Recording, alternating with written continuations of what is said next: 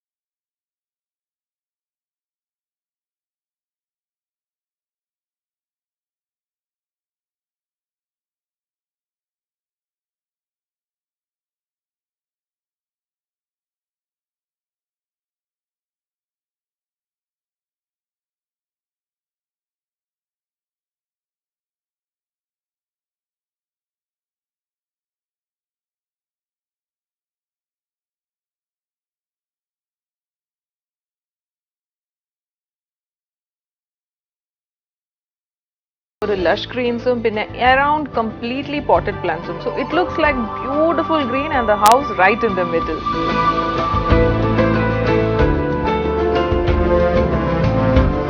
ഒരു traditional style ആണ് ഈ വീടിന്റെ എലിവേഷൻ ചെയ്തിരിക്കുന്നത്. സിംഗിൾ സ്റ്റോറേജ് ഹൗസ് ആണ്.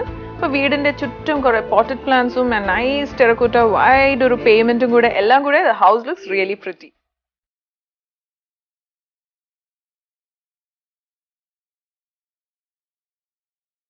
Getting inside the parking, completely wooden ceiling ആണ് ചെയ്തിരിക്കുന്നത്.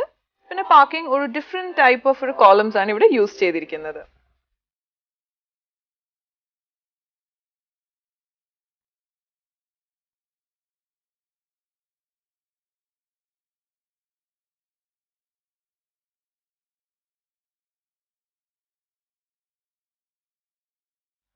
From the parking, you directly enter into the sit-out area.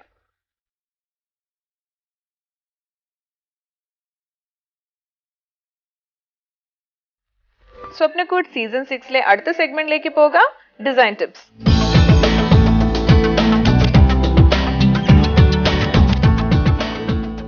Design ടിപ്സിൽ ഇന്ന് നമ്മളോടൊപ്പം ഉള്ളത് ഡോക്ടർ ഫിക്സഡ് ഫോർ ഹെൽത്തി കൺസ്ട്രക്ഷന്റെ റീജിയണൽ അപ്ലിക്കേറ്റർ സർവീസ് മാനേജറായ VK ജനചന്ദ്ര ബാബു സാറാണ്.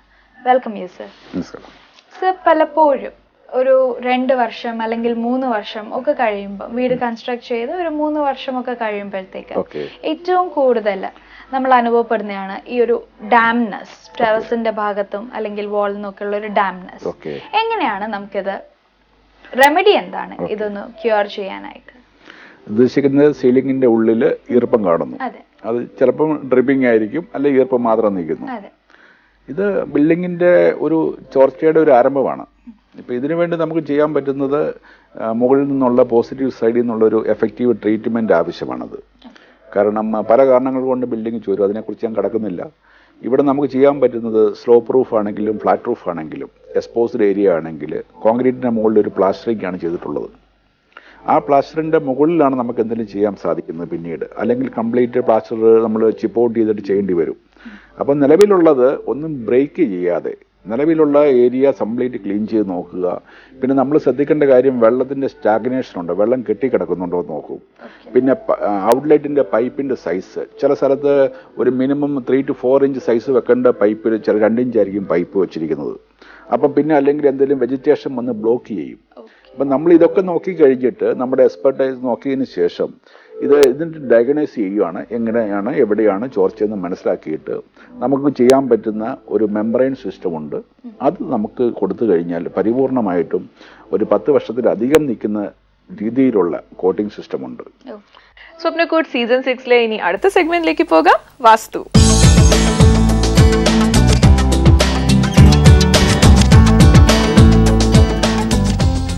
വാസ്തു സെഗ്മെന്റിലേക്ക് ഏവർക്കും സ്വാഗതം. നമ്മുടെ കൂടെ നമ്മുടെ വാസ്തു കൺസൾട്ടന്റ് ഡോക്ടർ R വേലായുധൻ സാറുണ്ട് ഇവിടെ. ഡോക്ടറിന് ഇന്ന് ഞാൻ ചോദിക്കാനിരിക്കുന്നതെന്ന് വെച്ചാൽ, നമ്മൾ ഇന്നത്തെ ഒരു ജനറേഷനിൽ എസ്പെഷ്യലി പുതിയ വീട് വാങ്ങിക്കുക, വസ്തു വാങ്ങിക്കുക, വീട് വെക്കുക, ഇതിലൊന്നും പോകാതെ ആൾക്കാർ ഒരു ഫാസ്റ്റ് ഒരു ക്വിക്ക് വേ ഉണ്ട്, ഒരു റെഡിമെയ്ഡ് ഹൗസ്, അതായത് ഒരു ലാൻഡിൽ ഒരു വീട് വെച്ച് പുതിയൊരു വീടായിട്ട് അങ്ങ് വാങ്ങിക്കുകയാണ്. അപ്പം ഇങ്ങനത്തെ വീട് വാങ്ങിക്കുമ്പോൾ എന്തൊക്കെ കാര്യങ്ങളാണ് നമ്മൾ ശ്രദ്ധിക്കേണ്ടത്? ആദ്യമായിട്ട് അങ്ങനെ ഒരു വീട് വച്ച് വിൽക്കുന്ന ആൾക്കാർ ഒരു വാസ്തു കൺസൾട്ടൻറ്റും ഒരു ആർക്കിടെക്റ്റുമായുള്ള ഒരു ബന്ധം ഉണ്ടാകണം. കാരണം നമ്മളൊരു വീട് വിൽക്കുമ്പോൾ, അങ്ങനെ വെച്ച് വിൽക്കുമ്പോൾ, അടുത്ത ഒരു വീട് ഇയാൾക്ക് വച്ച് വിൽക്കുമ്പോൾ അയാൾ പഴയ വീട് വാങ്ങിച്ച ആളിൻ്റെ ഒരു ഒപ്പീനിയൻ ചോദിക്കാറുണ്ട്. അപ്പോൾ ആ താമസിച്ച വീട് എങ്ങനെയായിരുന്നു, നല്ലൊരു പ്രോഗ്രസ് ഉണ്ടോ, അയാൾ വെച്ച വീടുകളൊക്കെ മേടിക്കാം എന്നുള്ള ഒരു പരസ്യം കൂടെ അതിനകത്ത് ഇൻറ്റേർണലായിട്ട് വരുന്നുണ്ട്. അപ്പോൾ അതുകൊണ്ട് എപ്പോഴും പുതിയ വീട് വെച്ച് വിൽക്കുന്നവരും ഒരു വാസ്തു നോക്കി തന്നെ വയ്ക്കണം എന്നുള്ളതാണ്.